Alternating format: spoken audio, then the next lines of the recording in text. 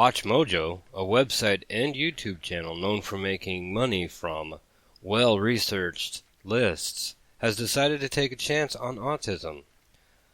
Let's see how many of their points have a basis in reality and how many Autism Speaks talking points they can reiterate. Autism is growing at a faster rate in the United States than any other developmental disability. It's common enough that even Sesame Street has started teaching kids about it. Well, we're off to a brilliant start. Autism Speaks talking point number 1. Autism is a growing and rampant epidemic. Now for some facts. Autism diagnosis, which is based on subjective criteria, is running rampant. That does not translate to real prevalence of the objective neurodevelopmental condition in any way. And positive media coverage designed to promote acceptance is no evidence either. Welcome to WatchMojo's Top 5 Facts. Today we'll be looking at the spectrum disorder known as autism. Facts, as in objectively true conditions, not suppositions or opinions. Number 5.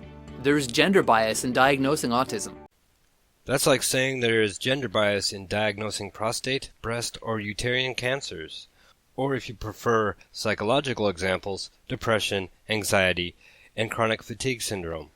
I mean, it's not like you aren't going to evidence the reasons for an apparent bias, so let you get to it. When it comes to studying autism, boys seem to get all the attention. That's because many researchers see autism as a predominantly male disorder. Couldn't be that they found that to be the objective case. It must be a gender bias. But as I said, I'll let you get to it. And use tools designed to observe male behavior. Which would be the same tools designed to observe female behavior, right? Or would you like to list the tools that can only observe male behavior? Boys are diagnosed at an earlier age. Citation needed! And the diagnosis ratio for boys compared to girls is 4-1. And there we go. The contradiction to your narrative. Boys show the subjective signs of autism 4 times as often as girls. Thus, 4 times as many boys are diagnosed. And therefore, observing and dealing with the boys makes some sense. Perhaps it isn't a biased narrative, but a response to the observed conditions. You don't see complaints of the 2 women to every man ratio of depression or the higher prevalence of women in anxiety disorders. One study finds that even when a boy and girl's autism symptoms are equally severe, the girl is less likely to be diagnosed. Citation needed! Since you didn't provide any citations, one study that suggests something is as scientifically and therefore medically valid as my supposing something from my imagination. That is to say, not at all. This unfortunately makes it harder for autistic girls to access resources such as early intervention therapy. No, actually, it does not, since there is no therapy that actually changes the neurodevelopmental condition known as autism. The industry is based on snake oil solutions to neurotypical discomforts. That is to say, it is available to anyone who can pay the fees. Number 4. Horses are good emotional therapy for autism. 1. Autistics don't need emotional therapy. Autism is not the condition of not having emotions or having subdued emotions. There is no such qualification in the subjective diagnostic criteria. There is no such observation made by experts on the topic of autism. 2. Yes, unless of course the autistic has negative emotional reaction to large animals that can easily kill them. One theory as to why autistic children bond so well with horses is that both can have a very detail-oriented visual thought process, which is to say they think in pictures. Theory, it is not. I wouldn't even consider it a hypothesis, since your video displays an amazing lack of sensitivity to how your fellow humans think. I rather doubt you know how horses think, and no, horses have never communicated how they think, so... Citation needed! This theory was proposed by none other than Dr. Temple Grandin, who is herself autistic and known for her groundbreaking work with animals. Temple Grandin, Doctor of Animal Science, not psychology or neurology, is an expert on animals and her own autism. Therefore, the theory that isn't is her own opinion about how she feels about herself and her relationship to animals, not an objectively true statement about other autistics. Number 3. No one knows what causes autism. But, like everyone else, you are about to suppose some suspicious factors that may or may not.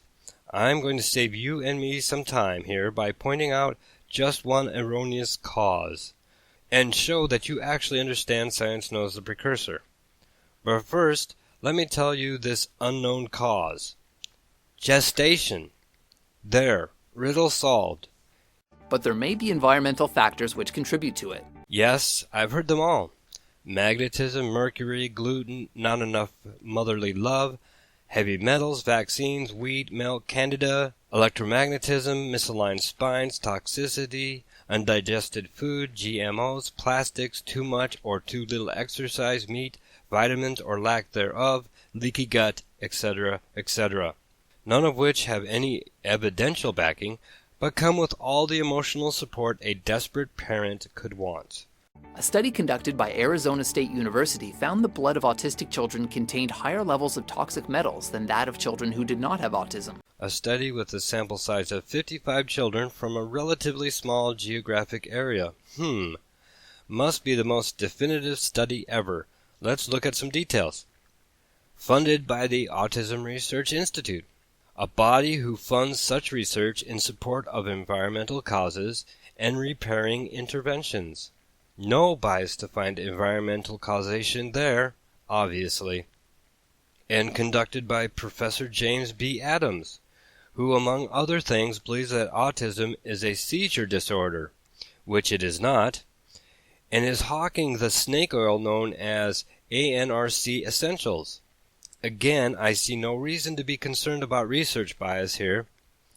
That in his support by and for Neurological Health Foundation, who are primarily organic food peddlers, but since the actual study is behind a paywall, not surprisingly, we'll have to assume all these non-biases had no effect on the conclusions.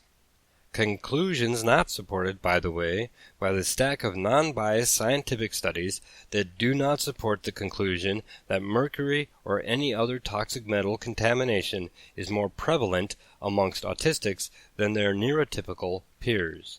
Researchers at the Cold Harbor Spring Laboratory believe the cause could be genetic mutations which affect as many as 200 genes. And there you go. If the many studies, not simply the one you're willing to cite, that indicate genetics are correct, then all your examples of environmental factors are in fact the useless suppositions they appear to be. I think that well covers Autism Speaks talking point number 2. Autism could be caused by anything. However, we do know one thing for sure. Number 2, there is no link between the MMR vaccine and autism. Congratulations, you found a fact. Now kindly reevaluate your previous claims about metal toxicity.